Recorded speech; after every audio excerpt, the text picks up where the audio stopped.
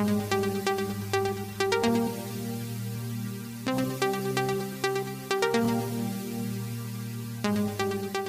1996-2016, l'Observatoire, votre Observatoire, fête ses 20 ans. Le film que vous allez découvrir veut simplement rappeler, en quelques témoignages, dans quel contexte il a été créé, quelles ont été les conditions de son lancement et de ses premières études, comment il est perçu par quelques utilisateurs de ses diverses productions. Structure de veille permanente, identifiée par tous nos partenaires comme neutre et objectif, notre mission est de décrire les réalités d'aujourd'hui pour se préparer à demain. Sans langue de bois, autant poil à gratter que faciliteur, voilà sans doute comment situer l'Observatoire.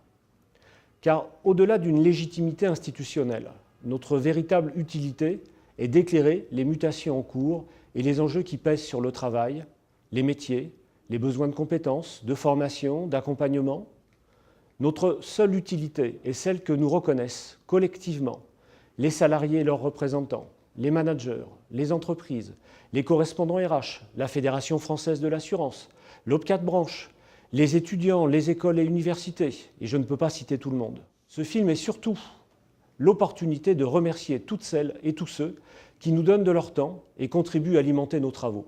Bref, remercier toutes celles et tous ceux qui, depuis 20 ans, font l'Observatoire de l'évolution des métiers de l'assurance.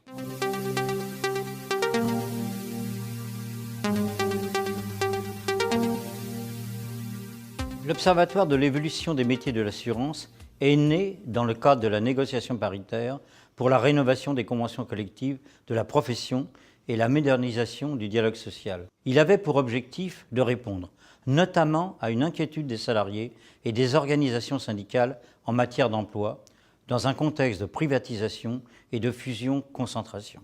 Mais, dès son origine, les partenaires sociaux n'ont pas voulu restreindre cette dimension à une simple comptabilisation, à une simple statistique de l'emploi. Le nom même de l'institution est révélateur. Évolution, vision dynamique, prospective, anticipatrice. Métier, dimension globale de l'activité professionnelle, au-delà du diplôme, des qualifications, de la formation, mais intégrant aussi les aptitudes, les compétences. Ce dernier point s'appuyant sur la rénovation des classifications issues de ces nouvelles conventions collectives.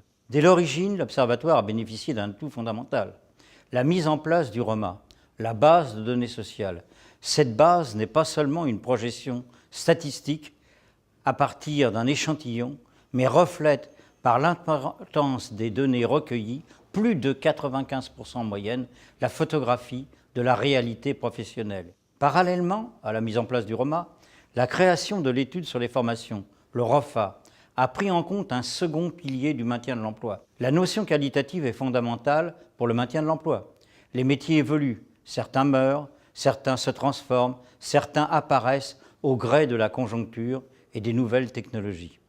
Faciliter les mobilités pour maintenir l'emploi a aussi été un des axes de réflexion par la prise en compte des compétences, notamment relationnelles. En effet, pour prendre l'exemple des rédacteurs sinistres de l'ancienne convention collective, l'arrivée de la télégestion a montré que la compétence juridique ne s'avérait plus suffisante et que la dimension relationnelle est une réponse à la demande du client. À travers ces monographies, le ROMA, le ROFA, l'Observatoire se veut un outil au service du dialogue social et de la négociation. Face aux défis de demain, nouvelles technologies, modification du rapport au travail, nouvelles attentes, tant des salariés que des clients, je suis convaincu que l'Observatoire saura répondre à ces enjeux. Entre autres, faire des salariés d'aujourd'hui les salariés de demain.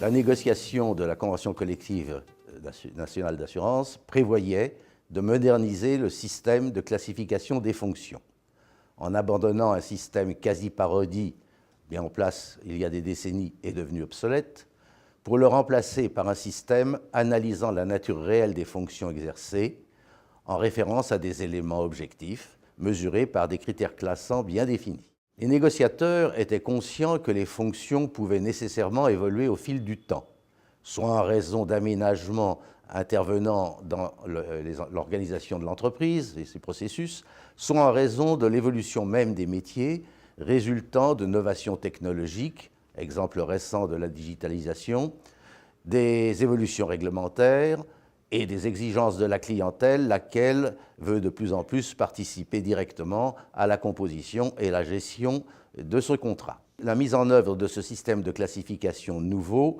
pour les entreprises nécessitait de définir par un protocole paritaire de mise en application une méthodologie générale, qui désignation, analyse des fonctions, pesée et classement, et développer des réflexions sur la GPEC grâce à la mise en place d'un observatoire des métiers de la branche des assurances. Dès mai 1990, il a été fait recours paritairement avec l'État à un contrat d'études prévisionnelles pour la création dudit observatoire. Il semble que cet observatoire fonctionne avec efficacité, ce dont il faut remercier les acteurs successifs.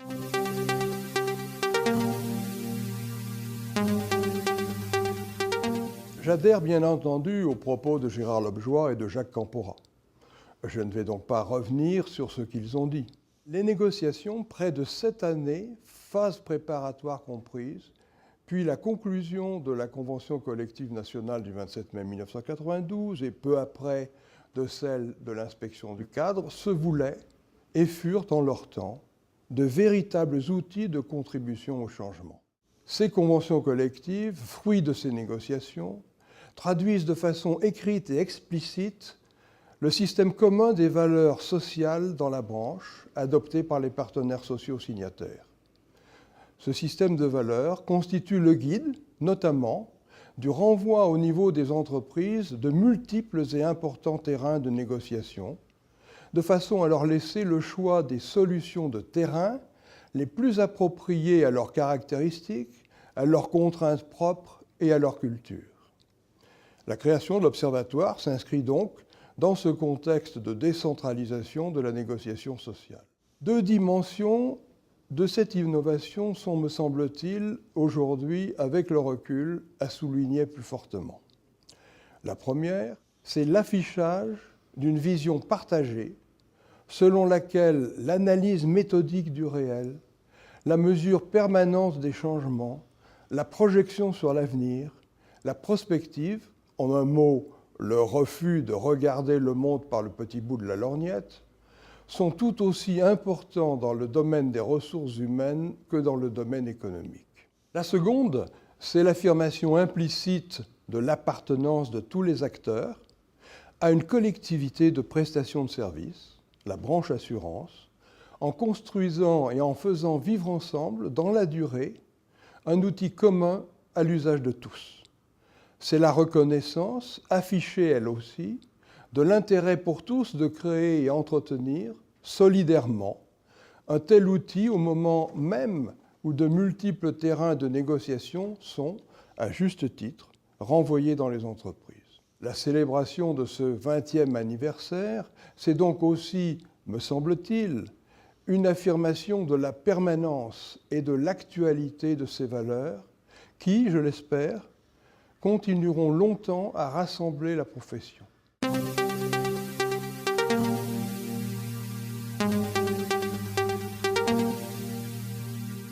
Au lancement de l'Observatoire, une première difficulté était de bien cadrer ce qui relevait des travaux de l'Observatoire et ce qui était du ressort des organisations professionnelles, FFSA et GEMA, qui l'avaient mis en place. Les observatoires de métiers étant rares à l'époque, nous manquions de modèles ou de références et il fallait donc tracer notre voie. Sur un plan plus opérationnel, la principale difficulté était liée au délai relativement court entre la date de création physique de l'Observatoire en 1996 et la date à laquelle celui-ci devait être opérationnel, en 1997, pour publier ses premiers travaux. Nous devions doter rapidement l'Observatoire d'une base de données solide, s'appuyant sur une enquête annuelle auprès des entreprises d'assurance. Il fallait donc déterminer quelles étaient les informations importantes à collecter, en trouvant le bon équilibre entre le souhaitable et le possible. Il fallait aussi, dans ces délais contraints, créer une nomenclature des métiers de l'assurance et concevoir l'enquête Roma. Au total, je garde cependant le souvenir que le lancement de l'Observatoire nous est apparu comme un projet très motivant, avec des défis à relever, plus que des difficultés à surmonter.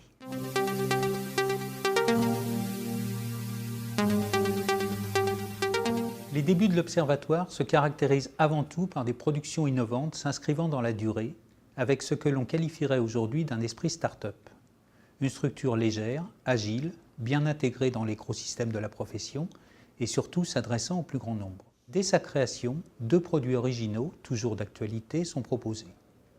Le ROMA, photographie des emplois de l'assurance et de ses acteurs, construit sur 2 solides piliers, sa représentativité, avec près de 90% des salariés de l'assurance dès la première enquête, la pertinence de la nomenclature des métiers qui n'a donné lieu à de premiers ajustements que 15 ans plus tard. Des études prospectives métiers, ciblées, choisies et conduites sous forme de travail collaboratif au sein de la profession.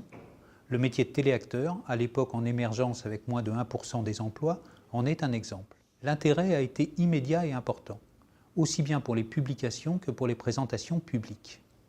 Ces travaux furent alors immédiatement complétés par d'autres produits, l'analyse des évolutions quantitatives de métiers permettant de suivre les mouvements, mais surtout de dégager des tendances à partir de cette base statistique, le premier baromètre qui proposait une réflexion prospective à 5 ans, mais qui marquait surtout la volonté de suivre ces tendances chaque année, et les premières études thématiques avec une enquête sur l'emploi des salariés handicapés.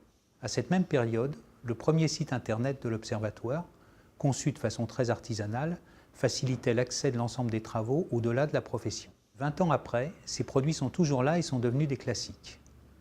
Ils se sont enrichis d'autres, comme le ROFA ou le rapport mixité-diversité, devenus eux aussi des standards, auxquels s'ajoutent toujours de nouvelles perspectives, comme l'analyse des mobilités cette année. En se forgeant une identité forte, l'Observatoire est aujourd'hui devenu indispensable.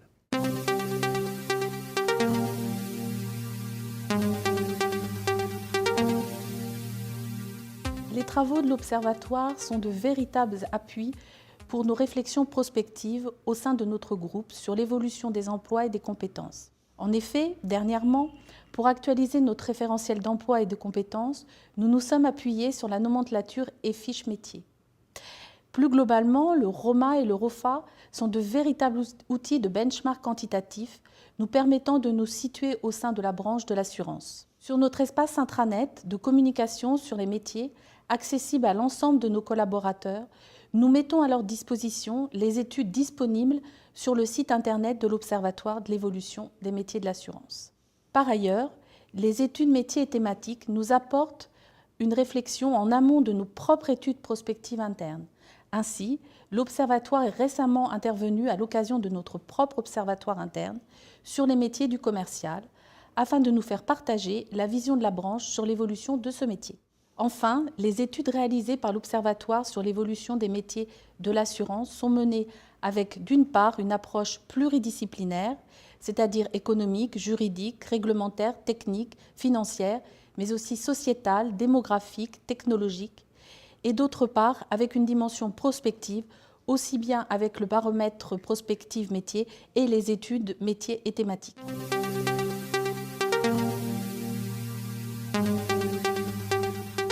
L'Observatoire des métiers et des qualifications de la branche de la retraite complémentaire et de la prévoyance a été créé en 2006.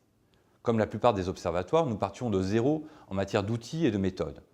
Très vite, le responsable de l'époque, Michael Ouadoudi, s'est tourné vers 2 secteurs dont nous étions les plus proches, le régime général de la sécurité sociale et le secteur de l'assurance. L'OEMA existant depuis 10 ans, sa production de travaux était déjà très structurée. Nous sommes donc appuyés sur le ROMA et sur le ROFA pour créer la trame de notre profil de branche et de notre enquête formation. Rapidement, Norbert Girard nous a convaincus de la nécessité de collecter des données individuelles directement auprès des RH de nos entreprises. Depuis, ces études ont suivi leur chemin respectif, s'enrichissant au gré des demandes des partenaires sociaux et s'alimentant de nos propres travaux. Cependant, la plupart des indicateurs que nous avons construits demeurent, et c'est indispensable, comparables ou très proches de ceux des études de l'OEMA. Le benchmark entre notre observatoire et ceux d'autres secteurs proches est une activité indispensable pour comprendre et expliquer les évolutions de notre branche professionnelle. Par ailleurs, le dialogue entre nos 2 observatoires reste notre meilleur atout de développement. Les échanges sont nombreux, qu'ils soient techniques, comme lorsque nous avons décidé de lancer notre étude sur les mobilités professionnelles, ou plus prospectifs, comme lorsque nous avons invité Norbert pour parler des évolutions des métiers d'ici à 2022. Pour tous ces apports et ces échanges, nous tenions à remercier l'OEMA et ses équipes.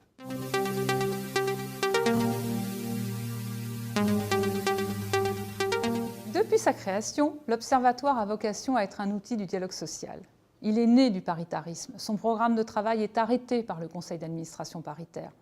Ses productions sont reconnues par les partenaires sociaux pour leur objectivité, leur qualité et leur pertinence. C'est pourquoi il constitue une base de travail désormais incontournable pour les travaux préparatoires à de nombreuses négociations. Les thèmes principaux sont bien sûr la gestion prévisionnelle des emplois et des compétences et la formation professionnelle. L'Observatoire a ainsi fourni des éléments d'analyse essentiels pour la négociation des accords de branche successifs dans ces domaines depuis la première grande réforme de 2004. L'Observatoire a également été sollicité sur de nombreuses thématiques comme la mixité-diversité ou la qualité de vie au travail.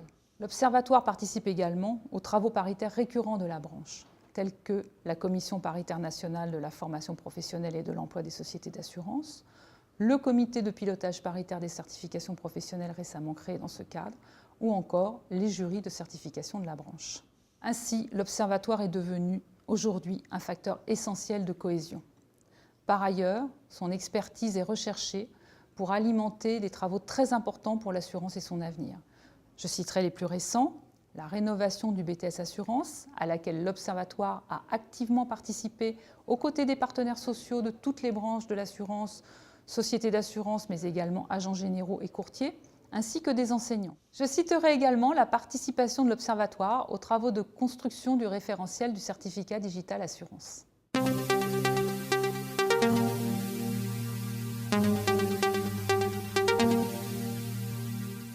Il y a 20 ans, la branche assurance s'est dotée d'un outil fantastique pour suivre l'évolution des métiers de son secteur.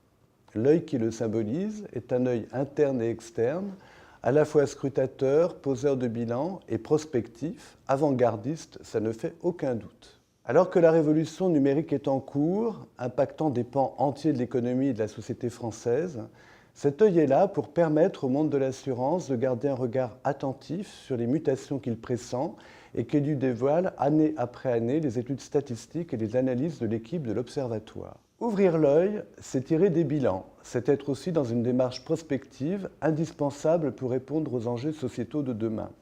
Permettre d'adapter d'une façon éclairée les organisations et les modes de fonctionnement des entreprises, mettre à leur disposition et à celle des salariés une formation professionnelle de qualité qui sécurise les parcours, renforce l'employabilité, garantit performance économique et performance sociale.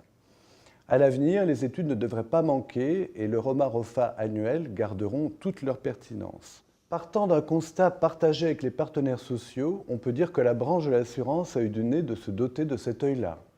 Derrière son iris s'active une équipe efficace dont la qualité et le dynamisme sont loués depuis 20 ans. Bon anniversaire à l'Observatoire et à son équipe et bonne veille aussi pour les 20 ans qui viennent. Merci encore pour le travail accompli et celui qui reste à faire dans une période cruciale pour nos secteurs.